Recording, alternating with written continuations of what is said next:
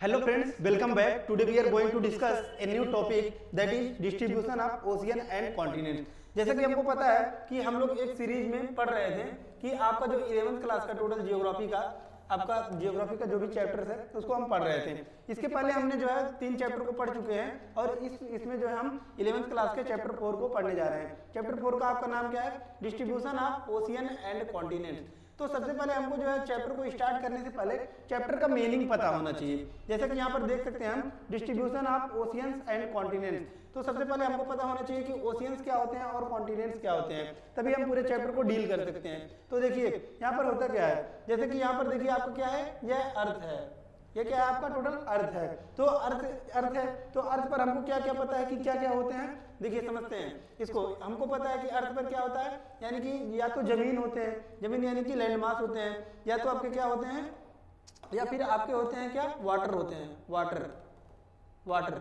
तो इतना तो सबको पता होगा कि क्या क्या होता है, या तो जमीन होगा या तो पानी होगा, इतना तो सबको पता होगा। देखिए अब जो जमीन है उसको क्या बोला जाता है, इसको टोटल 7 पार्ट में डिवाइड किया गया है, जिसको क्या बोलते हैं, कॉन्टिनेंट्स बोलते हैं, कॉन्टिनेंट्स। और जो आपका वाटर पार्ट है इसको क्या बोलते हैं, इसी को बोलते हैं ओशियन बोलते हैं। ठीक, तो अब तो आपको पता चल गया कि मतलब ये चैप्टर कहना क्या चाहता है। यहाँ पर हम क्या पढ़ने जा रहे हैं, यानी कि distribution of continents and ocean. ठीक, इसी के बारे में हम लोग पढ़ने जा रहे हैं। अब यहाँ पर देख सकते हैं ओशियन आपका कौन सा है, यह आपका है ओशियन, और कॉन्टिनेंट्स कौन सा है, जो भी आपका लैंड मास है उसको क्या बोला जा रहा है, कॉन्टिनेंट्स बोला जा रहा है। ठीक, आपके इस चैप्टर में हम इसी को टोटल पढ़ेंगे। तो अब देखते हैं हम लोग कि इस चैप्टर में पढ़ना क्या है। देखिए कुछ यहाँ पर टर्म दिया गया है, कन्वेक्टिव फ्लो, और दिया गया है पेंजिया, और दिया गया है पेंथेलासा। ठीक, तो अब एक कहानी देखते हैं कि यह अर्थ जो है वो कैसे फॉर्म हुआ, और पेंजिया और पेंथेलासा जो कह रहा है यह होता क्या है। देखिए अब इसके साथ होता क्या है कि अर्थ जब फॉर्म हुआ था, पहले चैप्टर में हमने बताया था और सेकंड चैप्टर में भी हमने बताया था। अब देखिए इसमें होता क्या है, सबसे पहले समझते हैं। देखिए मैंने जब बताया था कि अर्थ जब फॉर्म हुआ था तो ये क्या था, आग का गोला था। उसके बाद काफी समय बाद, यानी कि बहुत लंबे समय बाद क्या हुआ, यह धीरे धीरे स्टार्ट किया, ठंडा होना स्टार्ट किया। यानी कि स्टार्टिंग में क्या था, आग का गोला था, और धीरे धीरे क्या हुआ, यह ठंडा होना स्टार्ट किया। फिर जब ये ठंडा हुआ तो उसके बाद यहाँ पर क्या हुआ, यहाँ पर बारिश भी हुए।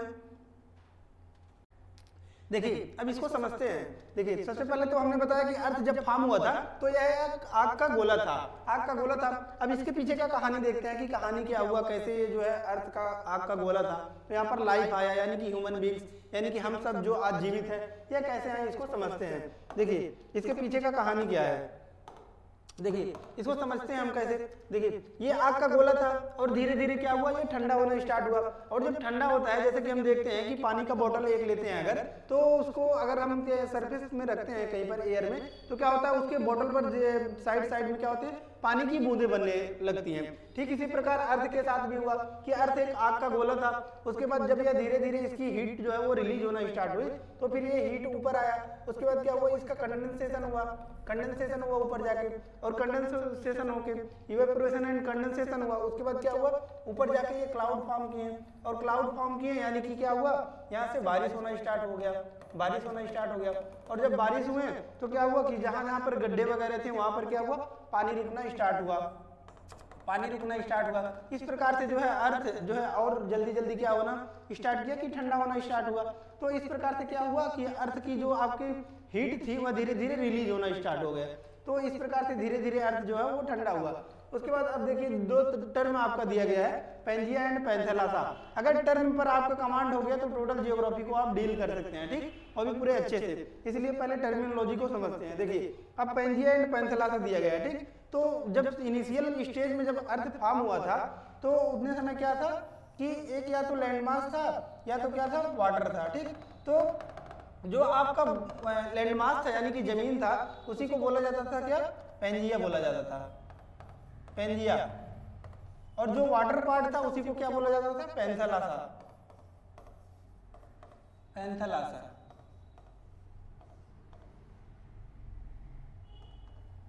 अब आपको समझ आ गया कि मींस पेंजिया और पेंथेलासा यहाँ पर कहना क्या चाहता है। यहाँ पर देख सकते हैं, यानी कि अब पेंजिया और पेंथेलासा आपको टोटल समझ में आ गया कि what do you mean by Pangaea and what do you mean by Panthalassa. देखिए the super continent was named Pangaea which meant all earth। यानी कि पूरे अर्थ यानी कि जो आपकी जमीन है उसको क्या बोला गया, पैंजिया बोला गया। और जो आपका टोटल पानी है the mega ocean was called Panthalassa meaning all water, ठीक, यानी कि जो भी आपके वाटर पार्ट है उसको टोटल पानी को क्या बोला गया, उसको पैंथेलासा बोला गया। यहाँ से आपका टर्म क्लियर हो गया। उसके बाद देखते हैं कन्वेक्टिव फ्लो, कुछ टर्म दिया गया है। सबसे पहले कन्वेक्टिव फ्लो इसको समझते हैं। The heated material rises to the surface spreads and begins to cool, ठीक। देखिए क्या हुआ कि जो मेल्टेड मटेरियल थे अर्थ के अंदर वो क्या हुआ कि धीरे धीरे क्या हुए आप ऊपर आने स्टार्ट हुए। उसके बाद क्या हुआ, उसी को स्प्रेड हुआ और उसके बाद क्या हुआ कि धीरे धीरे ये ठंडा होना स्टार्ट किया। उसके बाद क्या होता है कि sinks and then sinks back into deeper depths. This cycle is repeated over and over to generate what scientist call a convection cell और ए कन्वेक्टिव फ्लो, ठीक। अब इसको समझते हैं ये क्या कहना चाहता है। देखिए जैसा कि मान लीजिए ये आपका अर्थ है तो अर्थ के अंदर जो हीटेड मोल्टेन मटेरियल थे वो क्या हुआ कि धीरे धीरे रिलीज होना स्टार्ट हुआ और धीरे धीरे ये क्या हुआ कि ठंडा होना स्टार्ट किए और धीरे धीरे फिर से ऐसे सिंक एक प्रोसेस बन गया। इसी को क्या बोला जाता है, कन्वेक्टिव फ्लो या फिर कन्वेक्शन सेल, इसी को बोला गया, ठीक। उसके बाद देखिए अब रिम ऑफ फायर दिया गया है। अब रिम ऑफ फायर को समझते हैं। देखिए रिम ऑफ फायर को समझते हैं कि आपका होता क्या है। आपने जब वर्ल्ड मैप देखा होगा तो वर्ल्ड मैप को अगर ध्यान से देखेंगे तो आपको पता चलेगा कि रिम ऑफ फायर होता कहाँ है। तो यहाँ पर हम बताते हैं कि रिम ऑफ फायर आपका है कहाँ। देखिए सबसे पहले रिम ऑफ फायर का लोकेशन देखते हैं। देखिए आप जब नॉर्थ अमेरिका का मैप देखे होंगे, नॉर्थ अमेरिका आपका कहाँ है, ऐसे है, ऐसे है। ये क्या है आपका, ये नॉर्थ अमेरिका है और ये आपका क्या है, ये साउथ अमेरिका है, राइट, ठीक। तो यहाँ पर आप देखे होंगे तो यहाँ पर कुछ दिया गया है ऐसे ऐसे करके, इसको बोला जाता है rim of fire, rim of fire. और इसी को क्या बोला जाता है, रिंग ऑफ फायर भी बोला जाता है। यानी कि क्या होता है, रिंग मतलब क्या होता है, एक अंगूठी, और फायर मतलब क्या होता है, आग, ठीक। तो जो भी आपके मैग्मा है वह जब लावा के फॉर्म में ऊपर आते हैं तो ये फेसून का फॉर्मेशन करते हैं, यानी कि आइसलैंड का फॉर्मेशन करते हैं। तो इसी को बोला जाता है, ये चेन में ये फॉर्मेशन हुआ है, इसीलिए इसको बोला जाता है रिंग ऑफ फायर। यानी कि ये किस आकार में है, एक रिंग के शेप में बन गए हैं, इसीलिए इसको बोला जाता है रिंग ऑफ फायर। देखिए ring of fire, the ring of fire of the Pacific is also called rim of fire due to the existence of active volcanoes in this area, ठीक। तो ये क्या कह रहा है कि जो यहाँ पर क्या है, एक्टिव वोल्केनो है, जिसकी वजह से ये रिंग के टाइप का आपका क्या हुआ, वोल्केनो का फॉर्मेशन हुआ है। तो इसलिए इसको क्या बोला जाता है, रिम ऑफ फायर या फिर रिंग ऑफ फायर। उसके बाद नेक्स्ट आपका टर्म क्या दिया है, कन्वर्जेंट बाउंड्रीज। अब कन्वर्जेंट बाउंड्री को समझते हैं। देखिए कन्वर्जेंट बाउंड्री क्या होता है, देखिए जब आप प्लेट टेक्टोनिक्स पढ़ेंगे तो उसमें 3 टाइप के आपको जो है प्लेट टेक्टोनिक्स पढ़ेंगे। देखिए सबसे पहले क्या होता है, कन्वर्जेंट। कन्वर्जेंट मींस क्या हुआ कि आपस में एक दूसरे के पास आ रहे हैं, तो ये क्या हो गया, कन्वर्जेंट हो गया। एक होता है आपका डाइवर्जेंट, तो डाइवर्जेंट में आपका क्या होगा कि दोनों आपस में क्या हो रहे हैं, दूर जा रहे हैं। उसके बाद एक होता है आपका पैरेलल, तो पैरेलल में आप देखेंगे कि इस प्रकार से पैरेलल चलेंगे, यानी कि अगर ऐसे हैं आपके तो ये पैरेलल चलेंगे, और कन्वर्जेंट में यानी कि पास आएंगे, और डाइवर्जेंट में क्या होगा, एक दूसरे के दूर जाएंगे। इस प्रकार से हम पढ़ेंगे।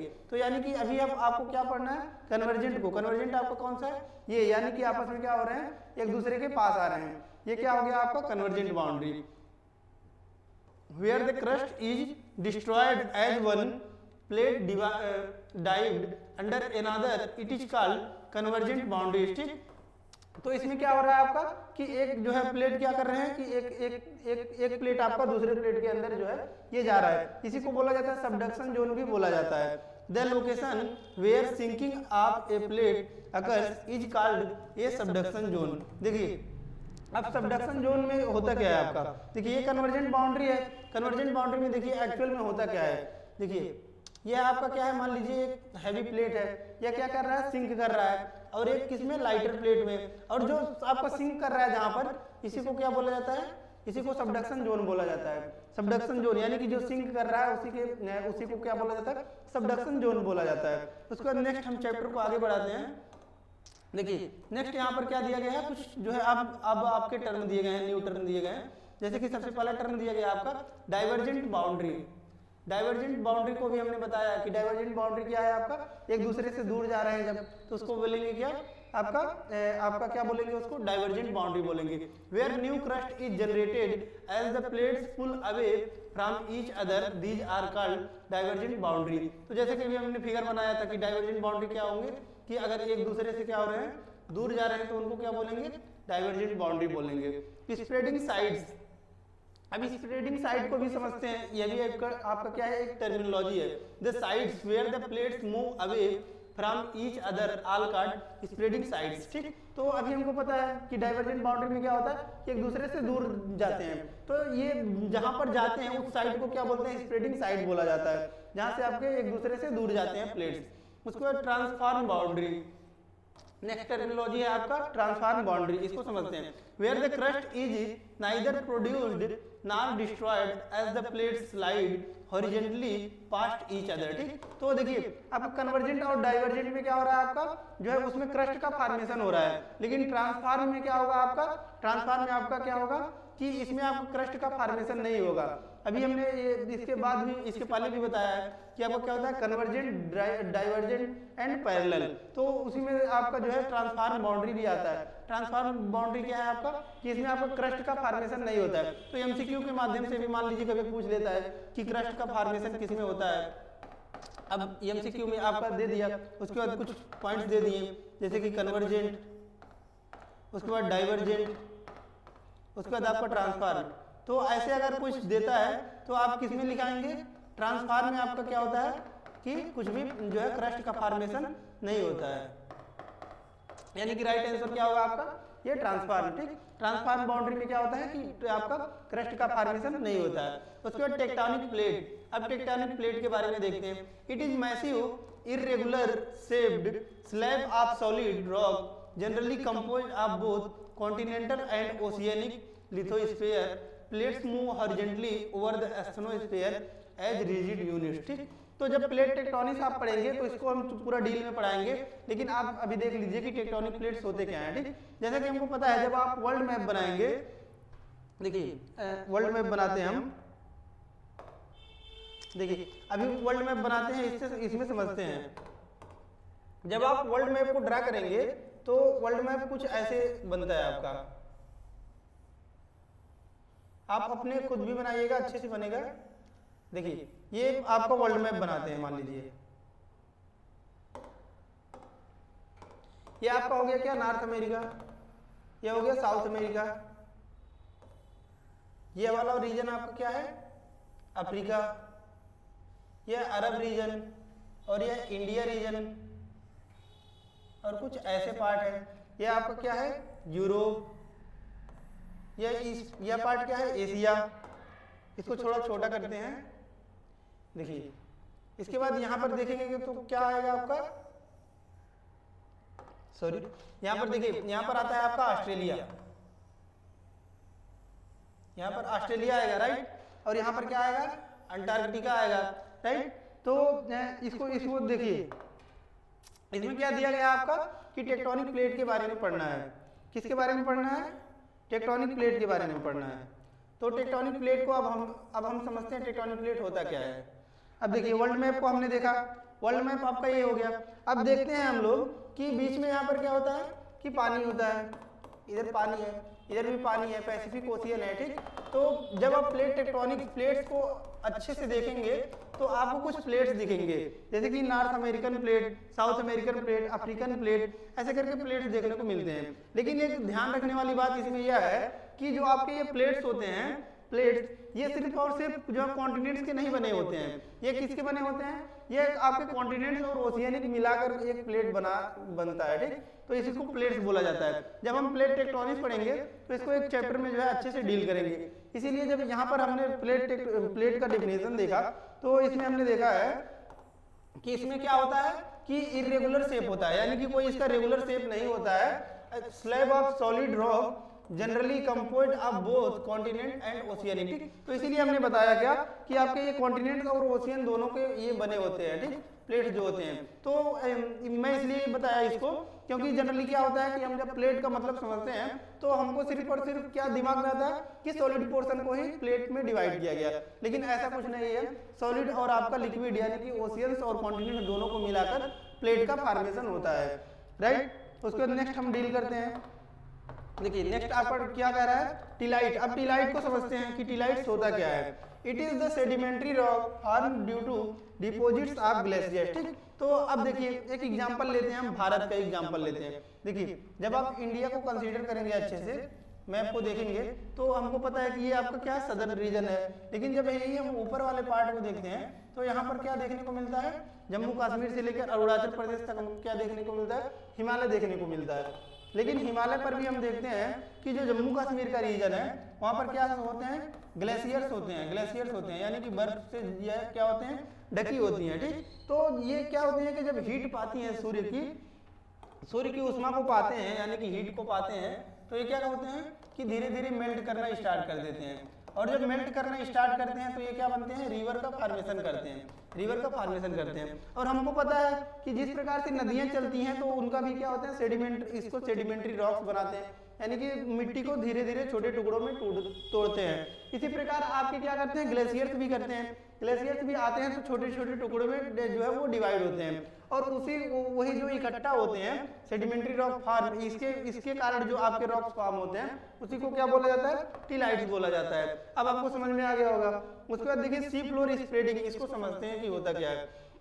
सी फ्लोर स्प्रेडिंग को हम समझते हैं। The deep tranches have deep seated, यानी कि ट्रेंचेज मतलब क्या होता है आपका, कि जो भी आपके क्या है कि गर्त हैं उनको क्या बोला जाता है, ट्रेंचेज बोला जाता है। Earthquake occurrence while in the mid oceanic ridge areas the quake foci मतलब क्या होता है आपका कि FOCI। देखिए ये होता क्या है कि मेनी फोकस को मिलाकर, जैसे कि देखिए जब अर्थक्वेक को मैं पढ़ा रहा था तो अर्थक्वेक के बारे में बताया था कि यह जहाँ से एनर्जी रिलीज होती है इसी को क्या बोला जाता है, फोकस होता है, फोकस बोला जाता है। तो इसी प्रकार जब कई छोटे छोटे आपके अर्थक्वेक आते हैं तो उनके फोकस को मिलाकर क्या बोला जाता है, इसी को जो है ये आपका टर्म दिया गया है कि FOCI, फोकी, इसको बोल रहा है। ठीक, तो इसी को मेनी जो है फोकस को मिलाकर एक टर्म दिया गया है, फोकी, इसी को बोल रहा है।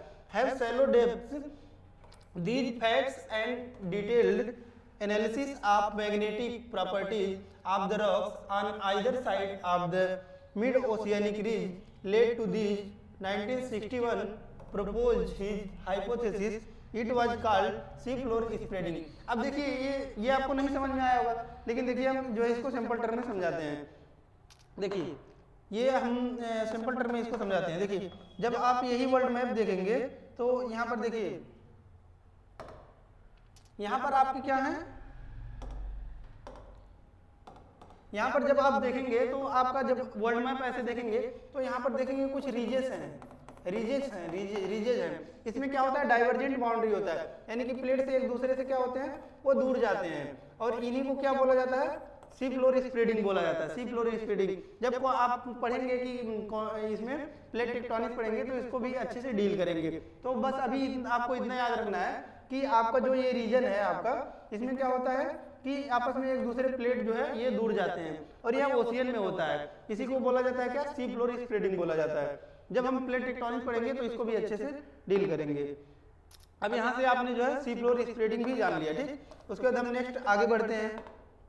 देखिए अब देखते हैं continental drift, Abraham Ortelius and ducky map. ठीक, तो एक जो मैप आपका दिया हुआ है उसको समझते हैं। देखिए कि सबसे पहले यहाँ पर अभी देखिए चैप्टर को जब हम स्टार्ट किए हैं तभी स्टार्टिंग में ही हमने बताया कि जो पहले क्या था कि आपका एक लैंडमार्क, यानी कि जो भी था क्या था, जमीन था। जमीन को क्या बोला जाता था, आपका पैंजिया बोला जाता था, और जो वाटर पोर्शन था उसको क्या बोला जाता था, पैंथेलासा बोला जाता था। उसी को इसमें क्या दिया गया टर्म, इसी को 33 ओशियन बोला गया, यानी कि 33 महासागर बोला गया है। लेकिन अभी हम जब देखते हैं वर्ल्ड मैप या फिर ग्लोब देखते हैं तो आपको कुछ ऐसा दिखाई देता है जिसमें क्या होता है कि कुछ आपके कॉन्टिनेंट दिखाई देते हैं, जैसे कि नॉर्थ अमेरिका, साउथ अमेरिका, आपका यूरेशिया, अफ्रीका एंड अंटार्कटिका, कुछ इस प्रकार के मैप दिखाई देते हैं। तो इसके कुछ कॉन्टिनेंटल ड्रिफ्ट, यानी कि ये कॉन्टिनेंट्स जो हैं वो कैसे ड्रिफ्ट किए, इसके कुछ थ्योरी दिए गए हैं, उसको जो है हम अभी पढ़ने जा रहे हैं। देखिए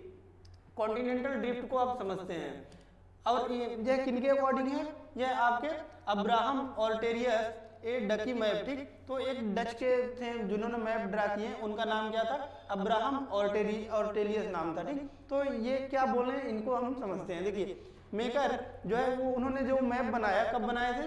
1596 में। First propose the possibility of joining the continents such as America with Europe and Africa.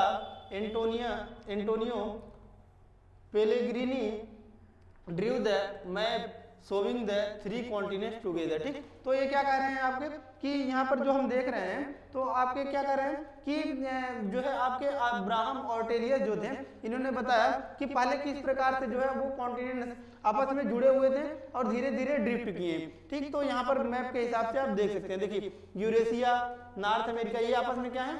Joints हैं। लेकिन अभी हम देख रहे हैं क्या कि यूरेशिया आपका क्या है? इधर ड्रिफ्ट कर गया है, यहाँ इतना दूर, बीच में क्या है? पानी है।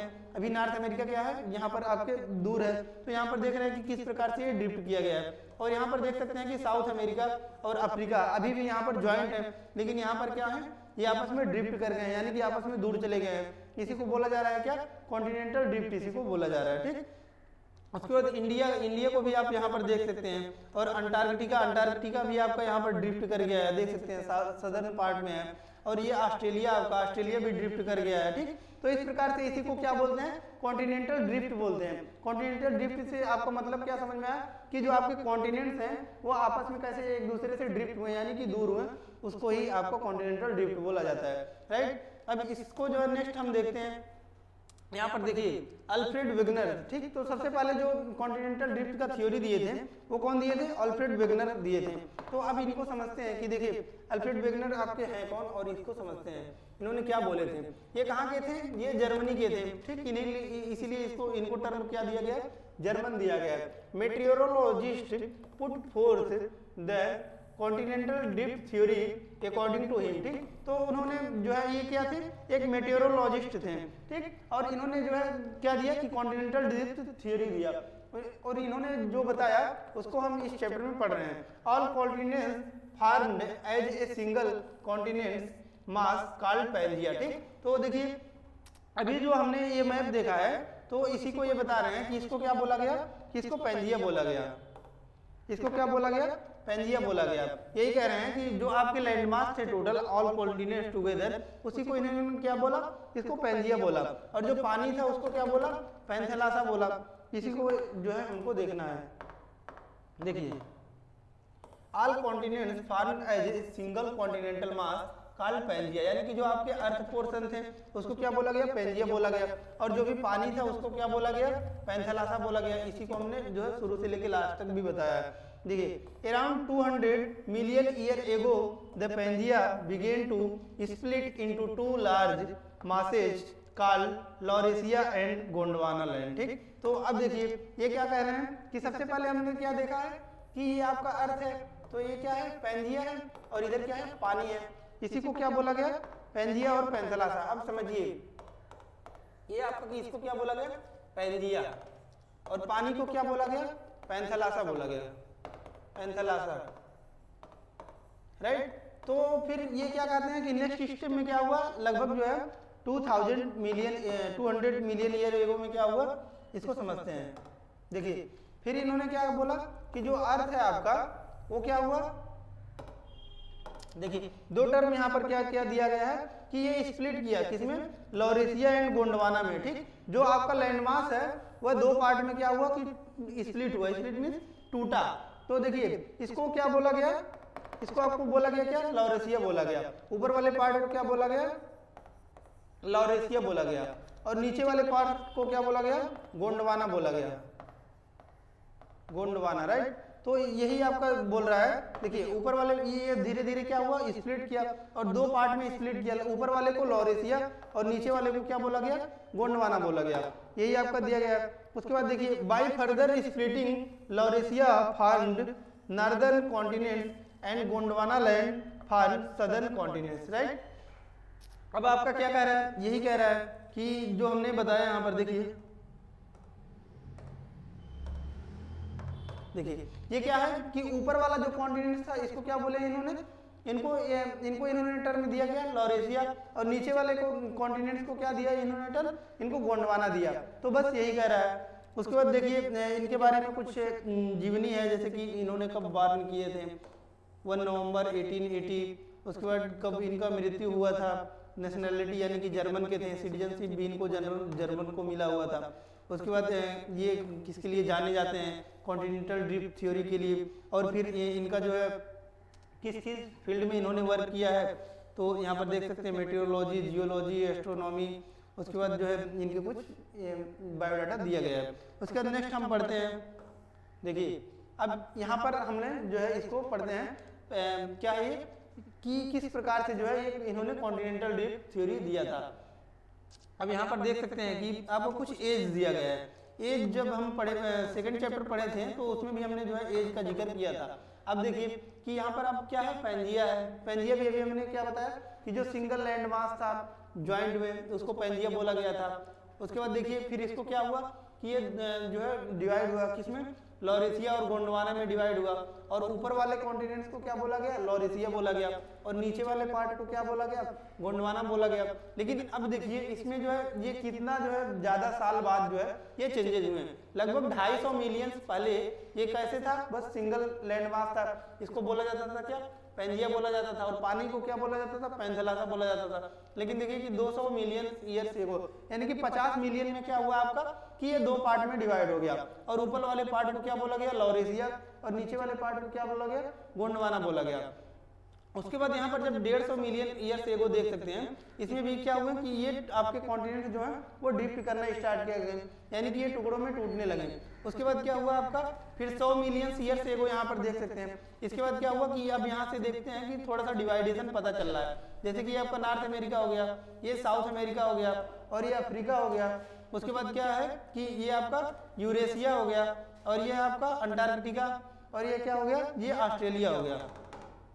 इस प्रकार से ये क्या हुआ, ये ड्रिफ्ट कर गए हैं। उसके बाद इस प्रकार यहाँ पर देख सकते हैं कि जो भी चेंजेस हुए, सबसे पहले हमने देखा था कि क्या था कि सबसे पहले जो सिंगल लैंड मास था उसको क्या बोला जाता था, पैंजिया बोला जाता था। फिर ये क्या हुआ, फर्दर जो है 50 साल बाद क्या हुआ कि 2 पार्ट में ये जो है डिवाइड हो गया, और ऊपर वाले पार्ट को लॉरेशिया बोला गया, और नीचे वाले पार्ट को क्या बोला गया, गोंडवाना बोला गया। और ये 200 मिलियन ईयर से वो हुआ, ठीक। उसके बाद हमने देखा कि लगभग 150 साल में क्या हुआ कि देखिए यहाँ पर क्या हुआ कि यहाँ पर थोड़ा सा अभी जो वर्ल्ड में देखने को मिलता है उस प्रकार से ये टूटना स्टार्ट हुआ।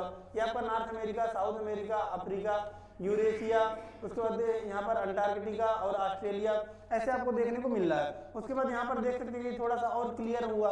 उसके बाद क्या हुआ कि ये क्रिटेशियस एज, इसमें आप देख सकते हैं कि जो है साफ दिखाई दे रहा है। ये आपका north America, south America, Eurasia, Africa, Australia और ये अंटार्कटिका, राइट। तो इस प्रकार, और हम अभी जो मैप देखते हैं वो कुछ इस प्रकार का देखते हैं। तो इसी के बारे में हम जो है नेक्स्ट लेक्चर में पढ़ेंगे कि आज का जो वर्ल्ड मैप है वो इतना अच्छा जो वर्ल्ड मैप फॉर्मेशन हुआ है ये कैसे फॉर्म हुआ, और अभी जो एविडेंसेस सपोर्ट करते हैं उनके बारे में हम पढ़ेंगे। जैसे कि अभी देख सकते हैं कि देखिए यहाँ पर जो एविडेंसेस सपोर्ट करते हैं कि जो आज का वर्ल्ड फॉर्मेशन है उसके बारे में जो भी हाइपोथेसिस दिया जाता है उसके बारे में जो है हम नेक्स्ट लेक्चर में डील करेंगे। तो ये देखिए कुछ एविडेंसेस दिए गए हैं यहाँ पर, इसको हम पढ़ेंगे। अब उसके बाद प्लेसर डिपोजिट्स हैं, उसके बाद ये आपके कुछ कैसे कैसे इसको जो है ड्रिफ्ट किए, इसको जो है हम नेक्स्ट चैप्टर में पढ़ेंगे। आज के चैप्टर में बस इतना ही। तो धन्यवाद।